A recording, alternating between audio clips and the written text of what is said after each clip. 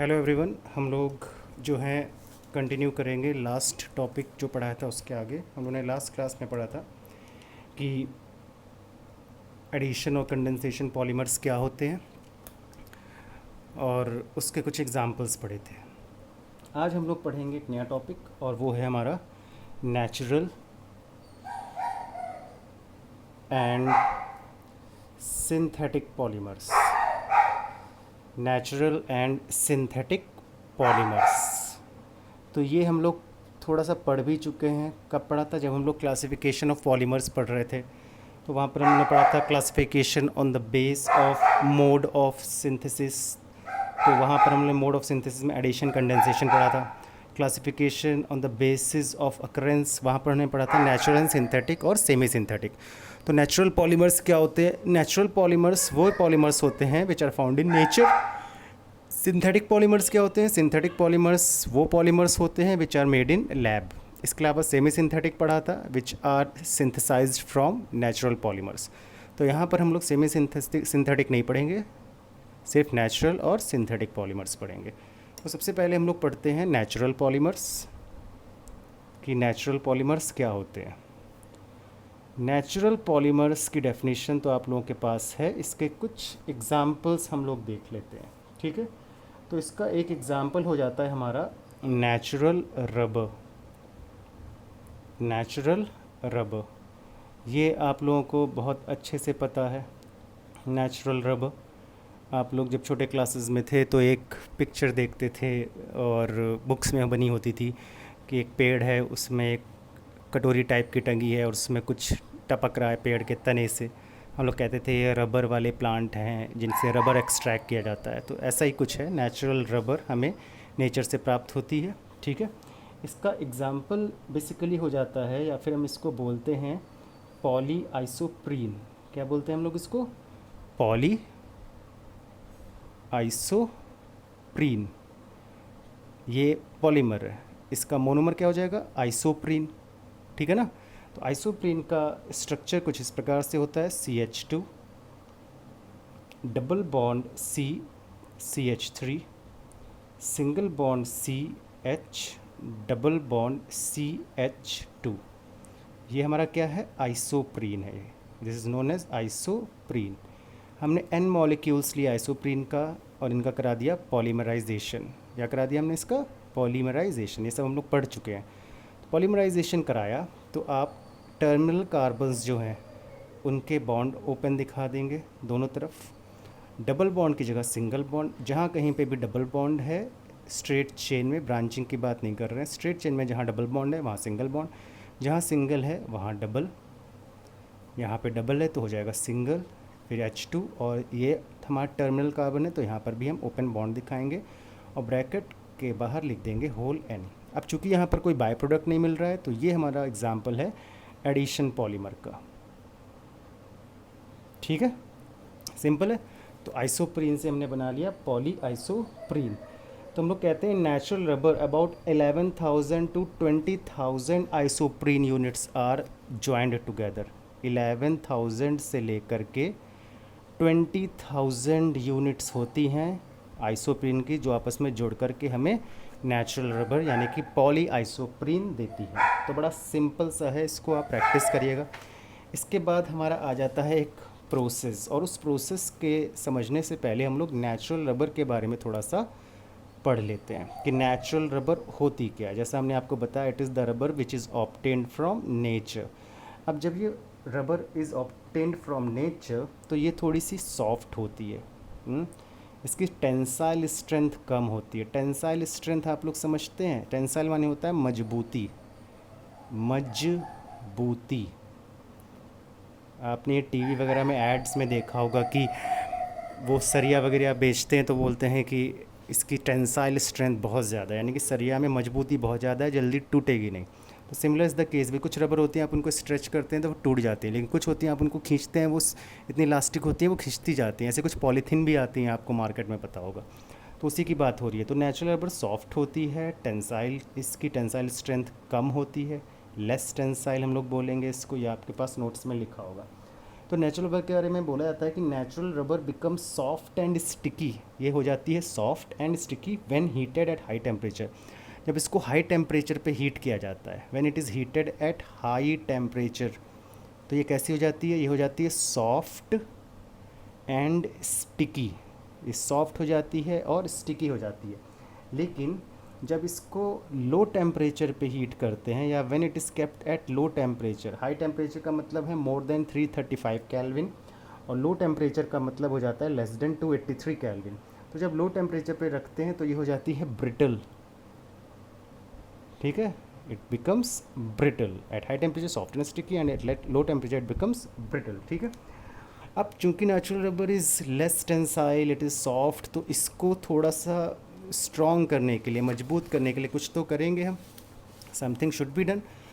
तो इसको मजबूत करने के लिए, इसकी प्रॉपर्टीज़ को चेंज करने के लिए एक प्रोसेस को हम लोग फॉलो करते हैं which is known as vulcanisation. बड़ी इंपॉर्टेंट प्रोसेस है ये आपके बोर्ड के लिए, वल्कनाइजेशन। वल्कनाइजेशन है क्या, आपके पास नेचुरल रबर है, ठीक है, नेचुरल रबर विच इज़ कैसी, which is soft, which is less tensile, ठीक है। तो आपको उसको थोड़ा सा ज़्यादा टेंसाइल करना है, हार्ड करना है, तो आपने उसमें क्या मिला दिया, सल्फ़र मिला दिया। सबको पता है sulphur is an element, oxygen family का मेंबर। जब इसमें आपने सल्फ़र मिला दिया तो ये कैसा हो गया, ये हो गया हमारा हार्ड, ठीक है, हार्ड हो गया। और कैसा हो गया, मोर टेंसाइल हो गया, मोर टेंसाइल। अब ये सिर्फ रबर नहीं बचा, इसको हम लोग बोलेंगे vulcanised rubber, this is known as vulcanized rubber. Vulcanized rubber is a rubber which is obtained from natural rubber after adding sulfur. तो हमारे पास नेचुरल रबर है कुछ अमाउंट, उस अमाउंट का 5% आपने सल्फ़र ऐड कर दिया तो एक रबर मिली हमको। That rubber is use to make tyres, ठीक है। फिर आपके पास नेचुरल रबर है, उस नेचुरल रबर में आपने 30% सल्फ़र ऐड कर दिया, तो जो आपको रबर मिली that is use to make cases of batteries. जो बैटरीज़ के केसेस होते हैं बड़े हार्ड से होते हैं, तो वो कहाँ से बने हमारे, नेचुरल रबर से, जब 30% सल्फ़र का आपने यूज़ किया। अच्छा, अभी तो आपके पास जो बैटरीज़ आ रही हैं वो आपको दिखता होगा बेसिकली जो केसेस होते हैं वो प्लास्टिक्स होते हैं। अच्छा, पुराने ज़माने में, पुराना ज़माना तो नहीं बोलेंगे, अभी भी होते हैं, वो एक काले कलर का बैटरा होता था, उसकी बॉडी एकदम ब्लैक ब्लैक सी होती थी, बड़ी मोटा सा शेल होता था, उसकी बात हो रही है, ठीक है। तो समझ में आ गया आपको vulcanisation. Vulcanisation is the process of addition of sulphur to natural rubber to make it more tensile and hard. अब इसके बाद यहाँ पर आ जाता है आपका कुछ डिफरेंसेस बिटवीन नेचुरल रबर और सिंथेटिक रबर के बीच में क्या डिफरेंसेस हैं। नेचुरल रबर और सिंथेटिक रबर के बीच में व्हाट आर द डिफरेंसेस, ये हमें देखना है।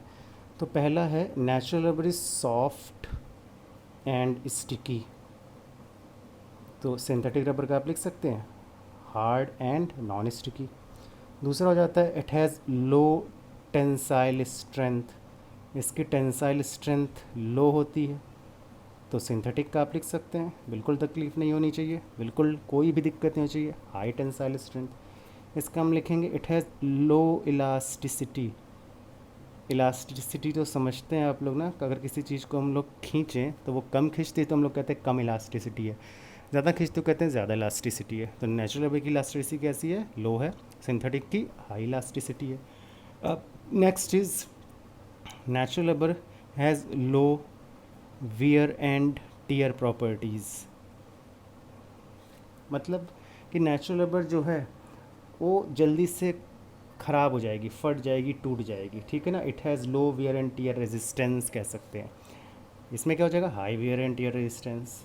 पांचवा एक और पॉइंट आप लोग पढ़ लीजिए, it can be use over a narrow range of temperature from 10 degree Celsius to 60 degree Celsius, इतने टेम्परेचर तक इसका यूज़ किया जा सकता है। अब चूँकि ये हार्ड है, इससे it can be use from -40 degree Celsius to 100 degree Celsius. देखिए टेम्परेचर रेंज यहाँ पर ज़्यादा है और यहाँ पर टेम्परेचर रेंज कम है। ये 5 पॉइंट्स आप लोग याद कर लीजिएगा, बड़े ईजी से हैं। अब हम लोग आते हैं नेक्स्ट पर and that is synthetic rubber, ठीक है। सिंथेटिक रबर यानी कि वो रबर जो हम लोग लैब में बना रहे हैं, मैन मेड रबर, ठीक है। इसका पहला एग्जाम्पल तो हो जाता है हमारा नियोप्रीन। हम लोग पढ़ चुके हैं इसको, अगर नहीं पढ़े हैं तो पढ़ लीजिए। Neoprene is a synthetic rubber which is a polymer. Obviously एक पॉलीमर है, तो इसका कोई आइसोमर भी होगा। इसका आइसोमर होता है आइसोमर ऑफ, आइसोमर नहीं monomer, sorry, monomer of neoprene is isoprene या क्लोरोप्रीन, हम लोग बोलें इसको क्लोरोप्रीन।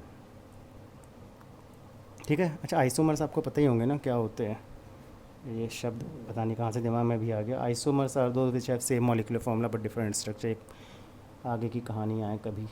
चलिए, तो neoprene is a polymer whose monomer is chloroprene. अब इसका स्ट्रक्चर देखिए, बहुत ईजी सा है। ठीक है, कैसे बनेगा? CH2 double bond CCl single bond CH double bond CH2। अभी ऐसा कुछ आपने पढ़ा है हमारे ख्याल से। ठीक है, अभी इस पेज पे आप आएंगे तो आपने पढ़ा था आइसोप्रीन। ठीक है, इसमें CH3 था। क्लोरोप्रीन में क्लोरो ग्रुप रख जाता है बस। अब इसका हमने करा दिया सॉरी, N मॉलिक्यूल्स का पॉलीमराइजेशन। तो सेम वही हमारे यहाँ पर लगेगा लॉजिक। CH डबल बॉन्ड की जगह सिंगल बॉन्ड CCl, सिंगल की जगह डबल बॉन्ड CH, डबल की जगह सिंगल बॉन्ड CH2, एंड आप टर्मिनल कार्बन्स पे एक बॉन्ड ओपन दिखाते हैं दोनों साइड में, and whole end. Now this is neoprene. तो neoprene is a type of synthetic rubber. ठीक है, it is superior to natural rubber, उससे ज़्यादा अच्छी होती है in its stability. It is used as insulator, insulator की तरह इसका इस्तेमाल होता है। It is use for making conveyor belts, गास्केट्स, hoses. Hoses पता है ना, जो पाइप्स होते हैं चैन सेट वगैरह में आपने देखा होगा, मोटे रबर के पाइप्स लगे होते हैं वाटर पास करने के लिए, that are known as hoses. And इसके अलावा it is used for printing rollers, to make printing rollers. तो ये इसके कुछ हमारे यूजेस हैं। इसके बाद हम लोग आते हैं ब्यूना एस पर। ब्यूना एस, इसके मोनोमर्स आपको पता है क्या होते हैं? इसके मोनोमर्स होते हैं, हम लोगों ने पढ़ा था, ब्यूटा 1,3 डाइन एंड स्टाइरीन, पढ़ा है ना, तो इसको स्किप कर दें। ब्यूना एस के मोनोमर्स क्या हैं? Buta 1,3 diene and styrene. ठीक है, ये इसके मोनोमर्स हैं, ब्यूटा 1,3 डाइन एंड स्टाइरीन। ब्यूट में 4 कार्बन होते हैं, 1 2 3 4। 1 और 3 पर डाइन, यानी दोनों पर 1 पे, और 3 पर डबल बॉन्ड है। बाकी वैलेंसी आप हाइड्रोजन से सेटिस्फाई करिए। कार्बन की वैलेंसी कितनी होती है? 4। तो आपको कार्बन पर 4 बॉन्ड दिखाने ही हो गया। ब्यूटा 1,3 डाइन प्लस स्टाइरीन, आप लोगों ने पढ़ा था, CH double bond CH and C6H5, कुछ इथीन से मिलता जुलता था। इन दोनों का हमने करा दिया पॉलीमराइजेशन। दोनों को जोड़ेंगे, डबल बॉन्ड की जगह सिंगल बॉन्ड, तो कैसे बनेगा स्ट्रक्चर देखिएगा। यूनाइस का CH2 सिंगल बॉन्ड CH, यहाँ डबल बॉन्ड था तो उसकी जगह सिंगल बॉन्ड, टर्मिनल कार्बन्स पे ओपन बॉन्ड दिखाएंगे। सिंगल बॉन्ड है तो डबल बॉन्ड CH, फिर डबल बॉन्ड की जगह सिंगल बॉन्ड CH2। अब ये दोनों कार्बन आपस में जुड़ेंगे। ठीक है, तो single bond CH2 and double bond की जगह single bond CH, C6H5 and terminal carbon पर बॉन्ड ओपन दिखाएंगे, whole n. Now this is buna S. ठीक है, इसके यूजेस हैं for making automobile tyres and for making floor tiles, footwear components, cable insulators, इन सब के काम आता है ये बनाने। ठीक है, तो ये हो गया हमारा ब्यूना एस। इसके बाद हम लोग आते हैं ब्यूना एन पर। ब्यूना एन, ये दोनों ही इंपॉर्टेंट हैं। अगर आप लोग लास्ट ईयर के सैम्पल पेपर्स चेक करेंगे, लास्ट ईयर पेपर्स, तो दोनों ही पूछे जाते हैं। वेरी वेरी इंपॉर्टेंट, याद करने बहुत ज़रूरी है। यहाँ पर ब्यूना फिर से वही हो जाएगा, ब्यूटा 1,3 डाइन, तो 1 2 3 4 कार्बन ब्यूटा, और डाइन है तो 1 और 3 पर डाइन दिखा दिया। बाकी वैलेंसीज हाइड्रोजन सेटिस्फाई कर रहा है, तो ये हो गया हमारा ब्यूटा 1,3 डाइन। ठीक है, एन मॉलिक्यूल्स लिए प्लस। अब यहाँ पर देखिए, ब्यूनास में स्टाइरीन था, यहाँ पर है एक्राइलोनाइट्राइल। ये भी कुछ सिंपल सा स्ट्रक्चर है, इथीन से ही आया है। CH2 डबल बॉन्ड CH और इस कार्बन पर CN ग्रुप आ जाएगा, जिसको हम लोग नाइट्राइल ग्रुप या साइनाइड ग्रुप कहते हैं। दोनों के N मॉलिक्यूल्स पॉलीमराइज कराए, सेम बॉन्डिंग दिखाएंगे आप। टर्मिनल कार्बन पर बॉन्ड ओपन दिखाएंगे, H, डबल बॉन्ड की जगह सिंगल बॉन्ड CH, सिंगल की जगह डबल बॉन्ड CH, फिर डबल की जगह सिंगल बॉन्ड CH2। और ये चूँकि एडिशन रिएक्शन है, ये दोनों कार्बन आपस में जुड़ रहे हैं, सिंपल बॉन्ड सिंगल दिखा करके दोनों कार्बन को जोड़िए, फिर डबल बॉन्ड की जगह सिंगल बॉन्ड CH CN, और ये बॉन्ड ओपन दिखा करके टर्मिनल पर होल N। तो it is again an example of addition polymer. इसका नाम है ब्यूना N। इसका यूज़ है for making oil seals, for hoses, tank linings et cetera. ठीक है, यूजेस तो पूछे नहीं जाते हैं आपसे, तो याद करने की ज़रूरत नहीं है। अगर आप चाहते हैं याद करना for additional knowledge, then you may learn the uses. तो ये हमारे ख़त्म हो जाते हैं सिंथेटिक पॉलीमर्स। इसके बाद एक हमारा इंटरेस्टिंग सा टॉपिक आता है, and that is biodegradable polymers. ठीक है, बायोडिग्रेडेबल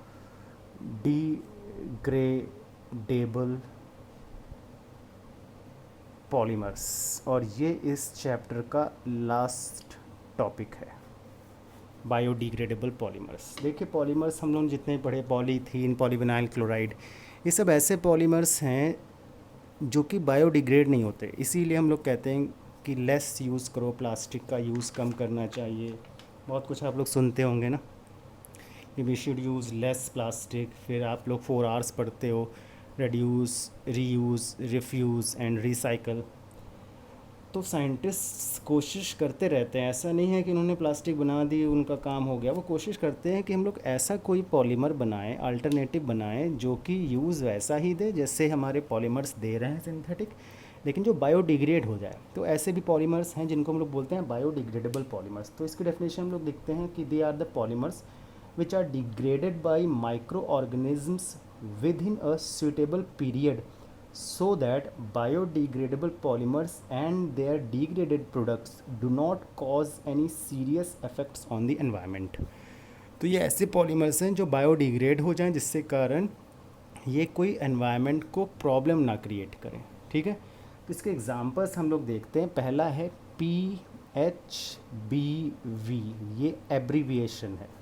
इसका फुल फॉर्म हो जाता है, कुछ लेंदी है थोड़ा सा, तो याद रखने में मुश्किल होती है, लेकिन याद हो जाता है। ठीक है, इसका हो जाता है full form poly beta hydroxy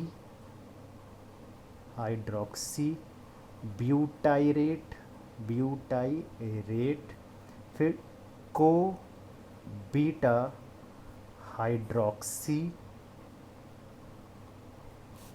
वैलीरेट, VALERATE। तो इसका फुल फॉर्म है पॉली बीटा हाइड्रोक्सी ब्यूटाइरेट को बीटा हाइड्रोक्सी वैलीरेट। ये PHBV एक पॉलीमर है, बायोडिग्रेडेबल पॉलीमर्स। इसके मोनोमर्स बहुत इजी हैं। जितना ये टफ नाम है पॉलीमर का, उतना ही इजी इसके मोनोमर्स हैं। पहला इसका मोनोमर है 3 हाइड्रोक्सी ब्यूटेनोइक एसिड। 3 लिख देते हैं, 3 हाइड्रोक्सी ब्यूटेनोइक एसिड। दूसरा इसका मोनोमर हो जाता है 3 हाइड्रोक्सी पेंटेनोइक एसिड। तो आपने IUPACs पढ़ा है, तो आराम से इसका स्ट्रक्चर बना सकते हैं। रूट वर्ड इज ब्यूट, तो 4 carbon, 1 2 3 4। Suffix is oic acid and prefix is 3 पे हाइड्रोक्सी। तो 1 2 3 इधर से ले लीजिए, 1 2 3 इधर से ले लीजिए। हमने 1 2 3 राइट से ले रहे हैं, इस पर लगा दीजिए हाइड्रोक्सी यानी OH ग्रुप। और ये ब्यूटेनोइक एसिड है, तो अगर इसको 1 माना है तो इधर ही से हम लोगों ने काउंटिंग करी है सफिक्स की तरफ से, तो इस पर हो गया COOH ग्रुप। बाकी कार्बन की वैलेंसी हाइड्रोजन सेटिस्फाई कर देगा, तो वो दिखा दिया हमने। ठीक है, बड़ा सिंपल सा है ये, दिख गया आपको। अब 3 हाइड्रोक्सी पेंटेनोइक एसिड, तो 3 पर हाइड्रोक्सी और पेंटेनोइक एसिड, इसको कैसे लिखेंगे हम लोग देखिएगा। 1 2 3। पेंटेनोइक एसिड में 5 कार्बन होते हैं, 1 2 3, तो हमने इसको नीचे दिखा रहे हैं 4 एंड 5। इस पर 3 पर हाइड्रोक्सी है, तो OH इधर दिखाया, CH2 यहाँ पर COOH हो गया, बाकी वैलेंसी कौन सेटिस्फाई कर रहा है, हाइड्रोजन CH2 CH3। अच्छा, हमने इसको लीनियर स्ट्रक्चर क्यों नहीं बनाया, ऐसे क्यों बना दिया, इसलिए बनाया क्योंकि ये जो COOH है ये OH के साथ कंडेंसेशन करेगा। ये कंडेंसेशन रिएक्शन का एग्जांपल है क्योंकि यहाँ वाटर रिलीज होगा। हमने पढ़ा है क्लास 10th में, when alcohols react with carboxylic acids they lead to the formation of ester with the release of water. तो ये कंडेंसेशन रिएक्शन है, वाटर रिलीज हो रहा है। तो OH को सामने दिखाने के लिए हमने इसको थोड़ा सा बेंड फॉर्म में चेन को लिख दिया। अब कंडेंसेशन होगा, हमने पढ़ा था वहाँ पर एस्टर की फॉर्मेशन में, ये जो कार्बोक्सिलिक एसिड होता है वो OH रिलीज़ करता है और जो अल्कोहल होता है OH ग्रुप वो H रिलीज़ करता है। सिमिलरली ये रिलीज़ कर रहा है OH और इधर रिलीज़ क्या हो रहा होगा, H। ठीक है ना, अरे बस समझ में, ये जो है हमारा ये रिलीज़ कर रहा है H। ठीक है, तो ये H रिलीज़ कर देगा, इसको हम नीचे से एसिड ले देंगे, इधर OH करके बना देंगे। ठीक है, आप चाहो तो इसको हम लोग चेंज करके लिख सकते हैं। तो ये क्या हो जाएगा, इसको हम लोग ऐसे लिख देते हैं, देखो ये OH इधर लिख देते हैं, ये CH3 इसके नीचे कर देते हैं और ये वाला H इसके ऊपर कर देते हैं। ये हो गया CH2 एंड COOH प्लस ये जैसा था वैसे ही नोट कर देते हैं, CH2 CH3 CH2 and COOH। इसको भी हमने बेंड करके इसलिए लिखा क्योंकि इस OH का कंडेंसेशन इसके इधर तो लेफ़्ट में होगा, CH उससे हो रहा होगा। तो ये क्या रिलीज़ कर रहा है इधर H, ये क्या रिलीज़ कर रहा है OH, ये क्या रिलीज़ कर रहा है OH और ये क्या रिलीज़ कर रहा है H। कंडेंसेशन होगी तो कैसे बनाएंगे हम लोग, देखिए इसकी वैलेंसी फ्री कर दी हाइड्रोजन ने, तो O CH CH3 फिर CH2 CO, ये कार्बन इस ऑक्सीजन के साथ बॉन्ड बनाएगा O, फिर C पे CH2 है एंड CH3 है। अच्छा, इस कार्बन की एक वैलेंसी हाइड्रोजन भी सेटिस्फाई कर रहा है, इसको लिख लीजिएगा, कार्बन की वैलेंसी 4 होती है। फिर CH2 एंड CO, इसकी वैलेंसी फ्री हो रही है, वो हमने दिखा दिया, एंड होल N। ये हो गया हमारा PHBV। ठीक है, हमने इस स्ट्रक्चर को क्यों ऐसे चेंज कर दिया है बाद में, क्योंकि OH इस ग्रुप का, OH इस कंपाउंड का, OH और COH are involve in bond formation. इसमें सिमिलरली OH एंड COH का are involve in bond formation, इसलिए हमने इनको लेफ़्ट और राइट में दिखाने के लिए ऐसा किया। और CH3 को नीचे लिखा दिया, इस कार्बन पे जो CH3 है ये CH3 को नीचे कर दिया, हाइड्रोजन को इसके ऊपर कर दिया। ठीक है, ये हो गया हमारा PHBV, पॉलीहाइड्रोक्सी ब्यूटाइरेट हाइड्रोक्सी वैलिरेट। ठीक है, इसके बाद एक और आता है हमारा बायोडिग्रेडेबल पॉलीमर, जिसको हम लोग बोलते हैं PGA। इसका नाम हो जाता है पॉलीग्लाइकोलिक एसिड, पॉलीग्लाइकोलिक एसिड। तो इसका मोनोमर क्या हो जाएगा, ग्लाइकोलिक एसिड हो जाएगा। ग्लाइकोलिक एसिड कैसे लिखा जाता है, CH2 COOH और इस कार्बन पर OH ग्रुप। सिमिलरली आप इसका एक और ले सकते हैं मोनोमर, ये OH इधर आ जाएगा अब दूसरे का, CH2 एंड COOH। ये कोपॉलीमर का एग्जाम्पल है, पढ़ा था हमने, copolymers are those polymers in which same type of monomers are used. अब देखिए OH से COH से OH और इधर OH से H। सिमिलरली इसका OH और इसका H बॉन्ड फॉर्मेशन में इन्वॉल्व होंगे। तो यहाँ ऑक्सीजन से हाइड्रोजन हट गया तो इसकी वैलेंसी फ्री हो गई है, CH2 CO, ये कार्बन इस ऑक्सीजन के साथ बॉन्ड बनाएगा O, फिर C जिस पर कि हमारे ये डायरेक्ट है इससे, ये कार्बन नहीं है। ठीक है, दो ही कार्बन होते हैं, CH2 and CO bond free. ये हो गया हमारा क्या, पॉलीग्लाइकोलिक एसिड। बड़ा इजी सा है, कोई दिक्कत नहीं आनी चाहिए आप लोगों को इसमें। ग्लाइकोलिक एसिड का IUPAC नेम भी लिखा जा सकता है 2 हाइड्रोक्सी 1 2, तो 2 पर हाइड्रोक्सी लगा तो 2 हाइड्रोक्सी इथेनोइक एसिड इसका IUPAC नेम है। इसके बाद एक हमारा आ जाता है PCl, इसको बस याद रखिएगा, NCERT का है नहीं है। PCl हो जाता है हमारा क्या, इसको मैं बोलता हूँ पॉलीकैप्रोलैक्टोन। इसको लिखते कुछ इस प्रकार से हैं, कैप्रो लैक्टोन, ठीक है। It is use by the polymerization of lactone, जिसको हम लोग बोलते हैं, ठीक है। लैक्टोन को हम लोग 6 हाइड्रोक्सी हेक्सेनोइक एसिड भी बोलते हैं, 6 हाइड्रोक्सी हेक्सेनोइक एसिड। तो आप लोग इसके कंडेंसेशन से PCl बना सकते हैं। कोशिश करिएगा, ट्राई करिएगा, नहीं होता है पूछिएगा ज़रूर। इसके अलावा एक हो जाता है हमारा PLA, इसका फुल फॉर्म हो जाता है poly lactic acid, poly lactic acid. Bio वालों को तुरंत आंखें चमक जाएंगी क्योंकि उन्होंने लैक्टिक एसिड पढ़ा है। वैसे आप लोगों की भी चमकनी चाहिए, मैथ्स वालों की। लैक्टिक एसिड तो सबको पता होना चाहिए। It is found in milk and its products, ठीक है ना।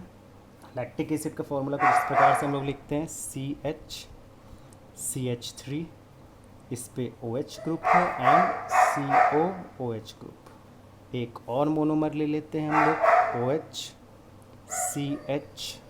CH3 and COOH। करा सकते हैं कंडेंसेशन, OH और H आपस में मिल करके वाटर बनाएंगे, इसका H और इसका OH जुड़ जाएंगे plus N molecules of H2। ये कंडेंसेशन रिएक्शंस हैं सारी, तो इसमें N molecules of H2 release करेंगे हम।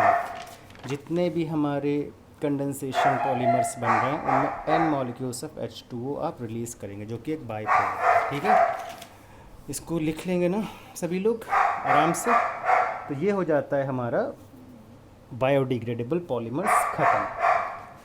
इतना ही आपका सिलेबस है इस चैप्टर का, इजी सा चैप्टर है, करिएगा इसको प्रैक्टिस। और अब ये जो ऐसी क्लास हो रही है ना, इसको ख़त्म करेंगे कोशिश करके। शायद अब हम जो वीडियोस अपलोड करेंगे, it's going to be with board and marker. उसकी हमने कुछ अरेंजमेंट करे हैं, लॉकडाउन वगैरह यहाँ पे ख़त्म है, तो I will do it hopefully tomorrow. और उसमें हम आपका जो चैप्टर शुरू करने जा रहे हैं, that is going to be biomolecules. जैसा हमने बताया था लास्ट लेक्चर में कि बायोमॉलिक्यूल्स हम लोग शुरू करेंगे। इजी सा है, बहुत कोई टफ़ नहीं है, बड़े आराम से हो जाएगा, ठीक है।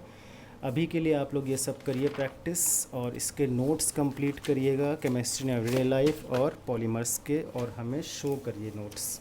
आई want to see the notes. जो लोग प्रोजेक्ट वर्क कर रहे हैं कुछ बच्चे, वेरी गुड इनफ, उसको कंप्लीट करिए और हमें शो करिए, ठीक है। Thank you.